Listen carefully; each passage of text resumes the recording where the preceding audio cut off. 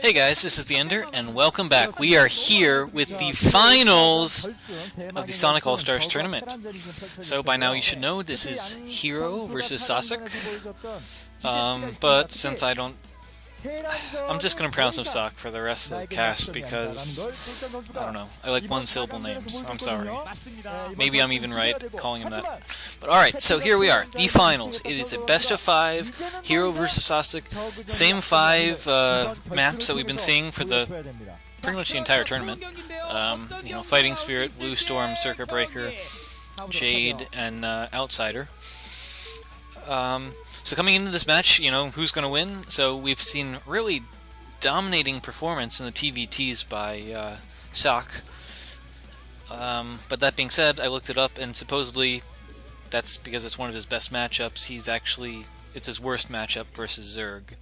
But to make it even, of course, versus Terran is Hero's worst matchup. So great! So they're equally unfavored.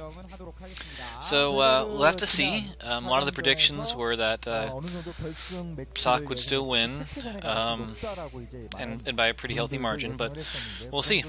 Alright, so spawning in the bottom right position in the grand finals, we have Ssak as the yellow Terran. As the top left red Zerg, we have Hero. The map is Fighting Spirit. So, alright, what do we have in store? So, looks like we have 9 drones and an Overlord from Hero. So, no cheese, not yet. Pretty standard from Ssak as well. Barracks, man, I can't speak today. Supply depot next to the command center. Of course, Terran players do that so that their SCVs spawn slightly farther to the right, puts them that much closer to the minerals. It's a really nice trick that they pull in, half a second of mining time on each SCV, which you say it's not much, but yeah, I mean, it's a game of seconds. It's, if they can do that for 6 SCVs and each one gains half a second, then you're getting a total of 3 seconds. Maybe that's 25 minerals, and maybe that helps you in your build. Or maybe you can use that as 3 extra seconds of scouting sometime later. Anyways, we are seeing a 12 hatch from Hero, and it looks like that's going to be fine. It's just standard barracks timing from Ssak, so going into the a normal game. So of course, since we're early in the series, I should really point out, we really owe Sonic a lot for putting together this tournament and everything he's done for Brood War in the past few months and years. Actually, yeah, it is years. And so of course, as you can see the ad, buy his shoes if you are in the market for shoes. It's definitely do it. I don't know how far he ships, but look it up. I mean, those are some awesome-looking shoes. Alright, so the drone scout has made it all the way to Sakk's base, and it's running home since it saw the Marine, and it can't really do anything against the Marine. And command center goes down right away, so 12 hatch into pool versus barracks into CC. Pool is done, and we have no gas yet. So, looks like a 3 hatch opening from Hero. Of course, going for the 3 hatch before gas is a rather nice build. Rather economic for the Zerg. It allows you to get mutas out, and you don't even have to do all that much damage with the mutas as long as you keep the Terran back in their base, for a minute or two. And then you get your lurkers really fast, and you, play a normal game. So, that looks like Kim Carrier again, and it sounds like he just mentioned Jaedong. I don't know how it came up in conversation. If anyone wants to translate what they're saying, that would be great. But yeah, we'll see. I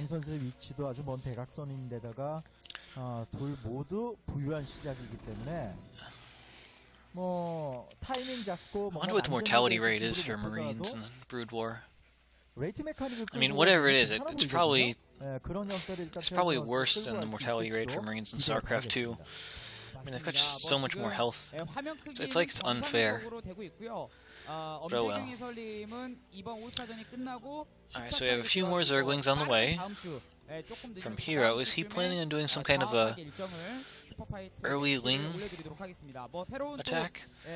It's actually pretty common to go for, you know, an early Ling attack that slightly precedes the Mutalisks, and you don't even have to do all that much SCV damage just to reduce the Marine count.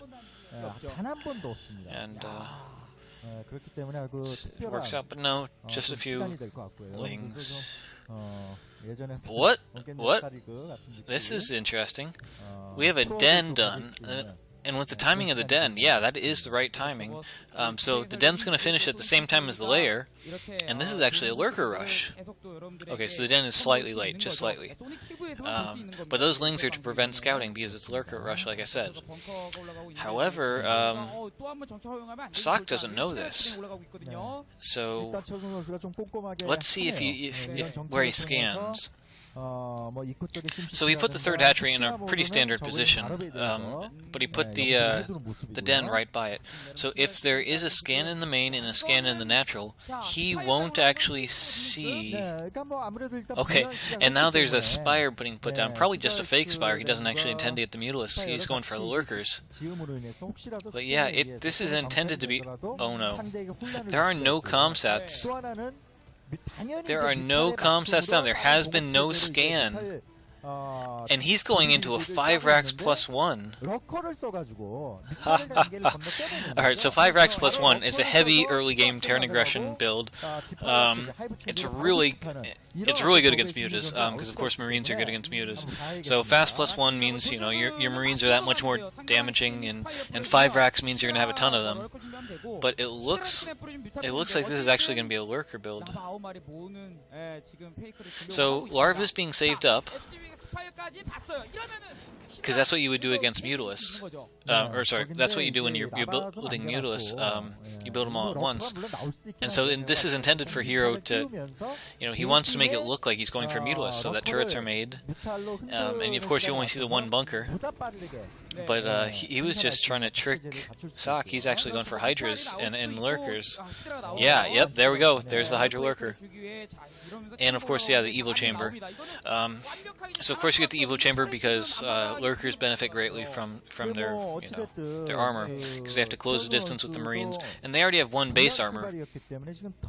So getting that fast plus 1 armor. Oh, but here come the Marines. The Lurkers should be morphing pretty soon. I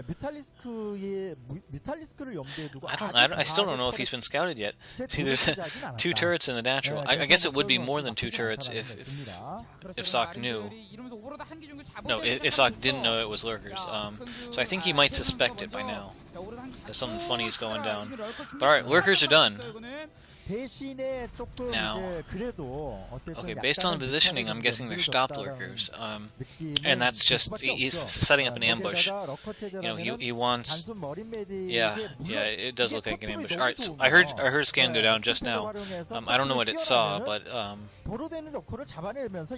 so stop lurkers as an ambush. You know, you set your lurkers down on the ground, you sink them, and the idea is you let the Marines pass them without the lurkers attacking.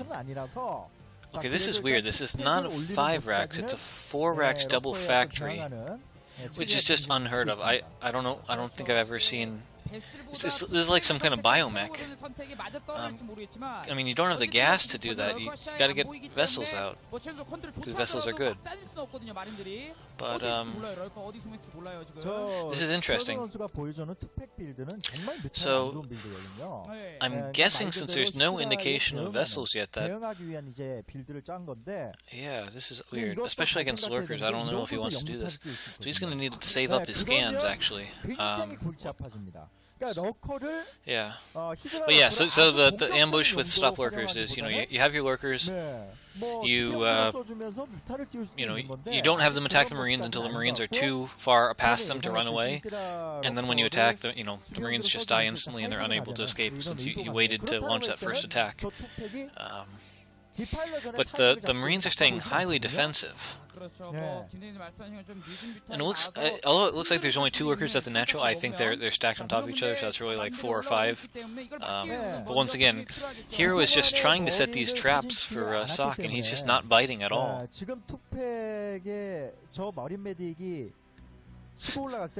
But there's this huge medic marine army with double machine shop factory, which is probably going to be a whole lot of tanks coming in. And yep, it was 5. But Ssak is just, I don't know what. It's sort of like I saw in this movie one time the guy said, "Oh, you know, you fell for my strategy by reacting too fast for it." Well, Ssak is doing the exact opposite. Somehow or another, he's like perfectly countering this build by not attacking. So he's not falling for any of the the lurker traps. He's just moving slow and steady, but without vessels. I don't know. He just has no vessels. He needs vessels. This is just so weird. That is a lot of lurkers. And they're setting up a big surround. This is going to be huge. Whatever happens here, this is going to be huge. Reinforcements are coming in for the Terran. Oh, the lurkers are not going in well. Oh, there's so many Marines. Alright, so the problem with that right there was that so many of the lurkers went down before they even got in range. And then since... Oh, that was terrible. Oh my god. Slaughter. But yeah, so a lot of the lurkers went down since they went in a straight line, and so the Marines were able to target the leading lurkers, and none of the lurkers got close enough to attack. And then, of course, you finally tell all the lurkers to burrow, and the problem is the back lurkers aren't even in range of the majority of the Marines. I mean, you really want to come in, like, horizontally against that type of army, but no, you went in vertically, and so... Oh, so Defilers are... Defilers are nearly done, but it's just too late. Hero has nothing left. And he's got so much reinforcements and tanks. I said he doesn't have vessels, so he's only going to have to use scans, but I want to say that entire fight he used, like, what, 2 scans? I mean, that's... Oh, man. I mean, Hero actually had a pretty interesting strategy that, you don't see very often, but Ssak just happened to... I mean, I say he happened to counter it, but all he really did was just, stim his Marines during one engagement. That's it. Alright, so GG. Game 1 goes to Ssak, and Hero's gonna have to try something else. Maybe go for more tricky stuff. Alright, see you in the next game.